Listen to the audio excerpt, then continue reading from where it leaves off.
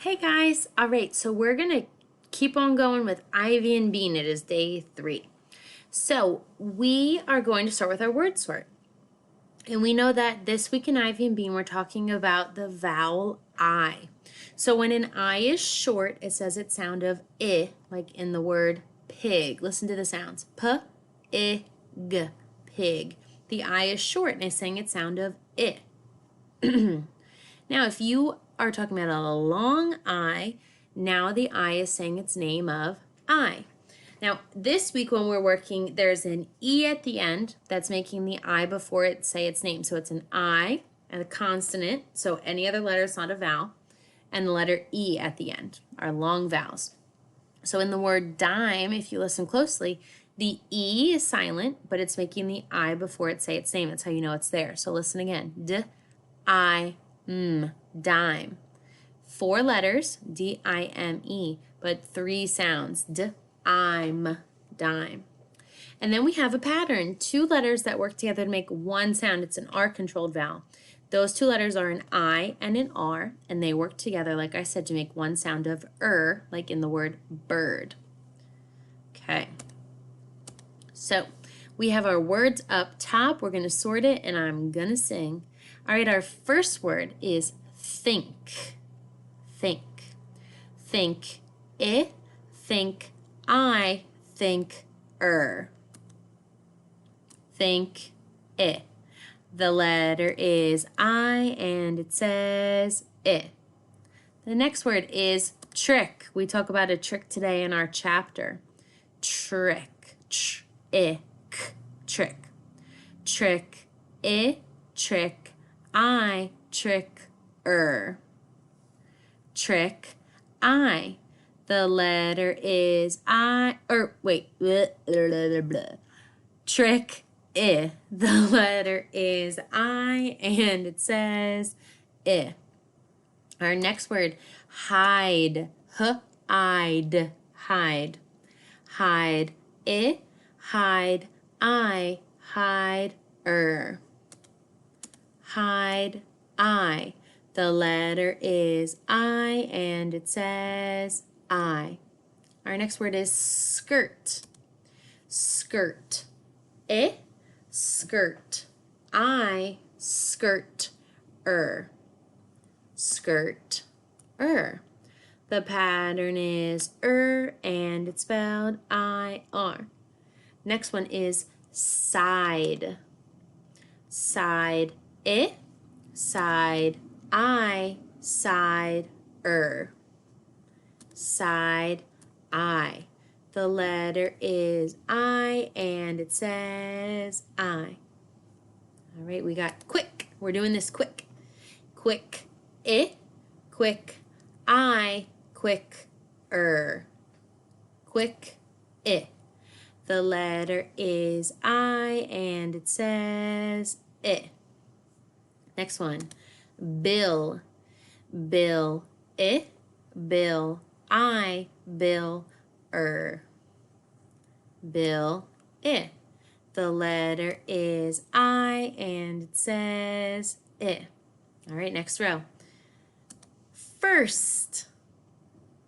First I, first I, first First The pattern is and it's spelled I-R. All right, next one is shirt. Shirt I, shirt I, shirt Shirt The pattern is and it's spelled I-R. Okay, last word, study word, then we got our 4 bonus ones. We have drive. Drive. Drive. Drive. I, drive. I, drive Drive. I.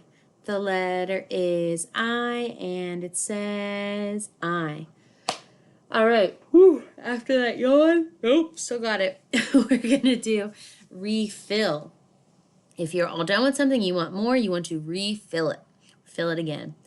Refill it, refill I, refill, refill, eh. The letter is I, and it says eh. 3 more. Next one is advice. Getting advice from someone means you're asking for their opinion, you need their help, what do they think, all that good stuff. So advice.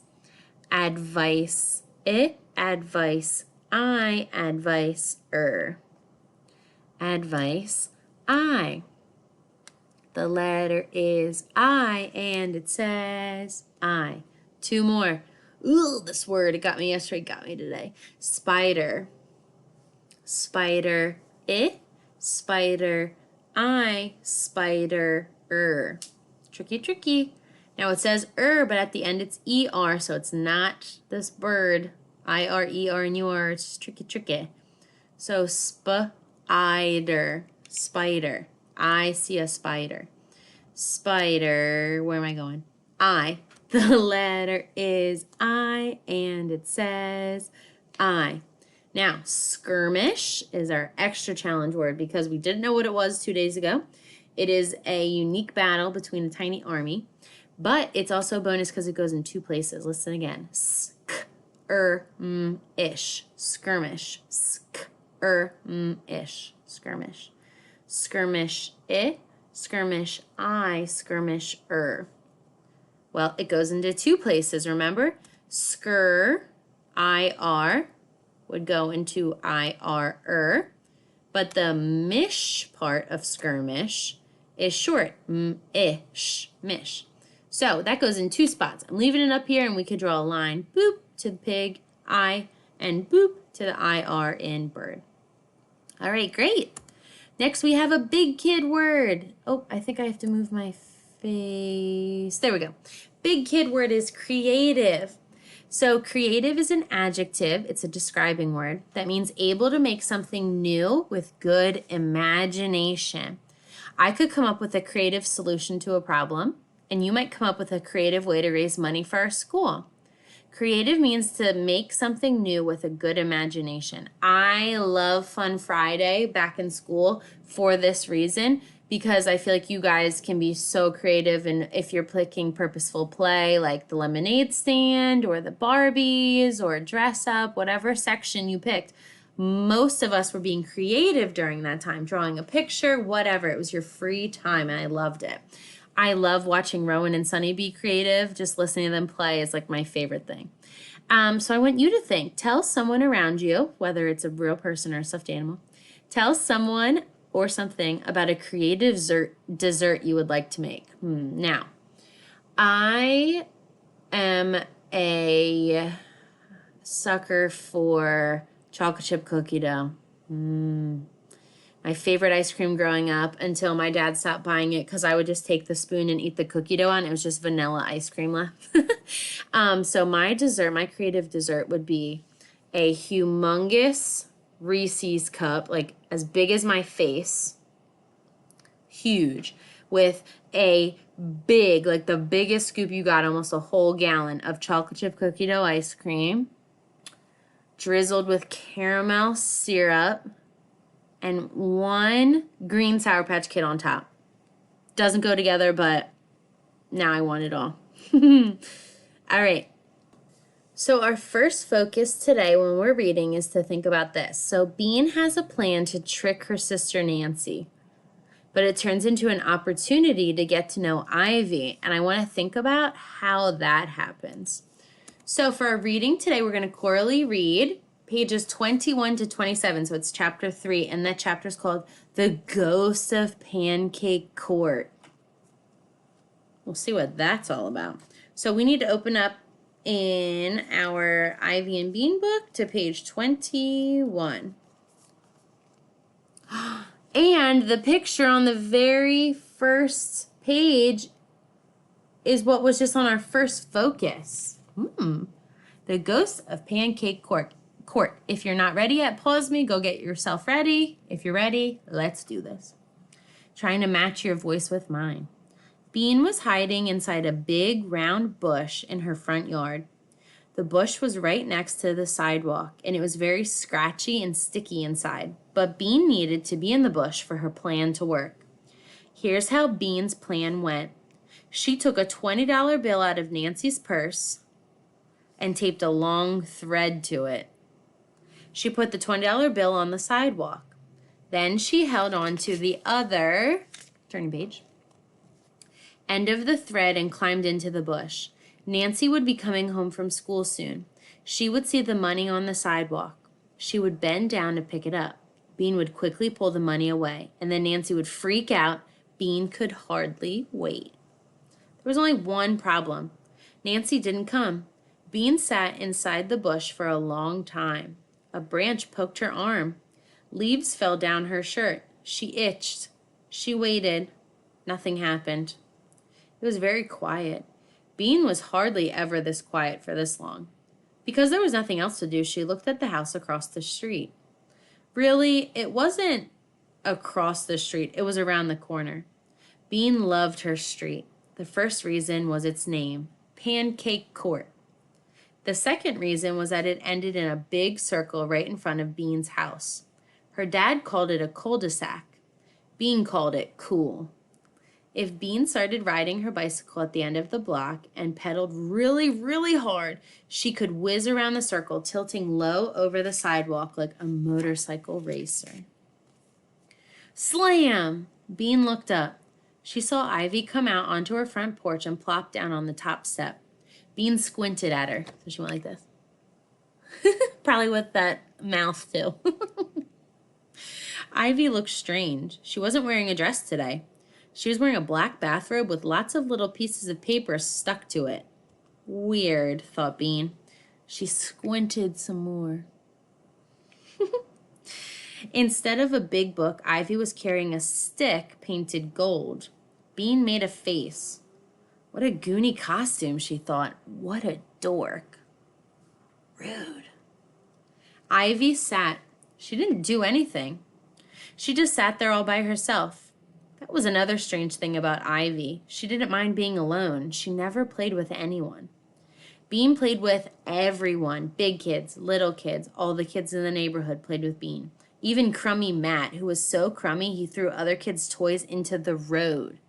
Ugh, wanted to play with Bean. She took care of the little kids. When they fell down and got blood all over their knees, Bean would take them home to get Band-Aids. The big kids let her play with them because she had good ideas, like seeing how many backyards she could cross without touching the ground.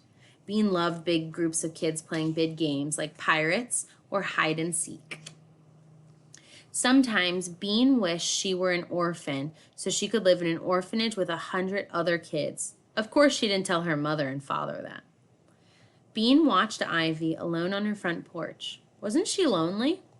Now Ivy was muttering something that Bean couldn't hear, and then she began to wave the stick in the air. Bean couldn't stand it anymore. "What the heck are you doing?" yelled Bean from inside her bush. Ivy looked all around. Bean forgot that Ivy couldn't see her. "What's with the stick?" she yelled. Ivy's eyes got big. "Who's there?" she said. "Are you a ghost?" "A ghost? What a great idea." Bean made her voice scratchy and spooky. "Yes," she howled. "I am the ghost of Mr. Killop. I lived in your house before and I died there too." Mr. Killop had actually moved to Ohio, but Bean thought it was more interesting to say that he had died. "I've come to haunt you. Tonight when you're sleeping, I'll wrap my icy fingers around your neck." "Bean, what are you yelling about?" "Oops, it was Nancy."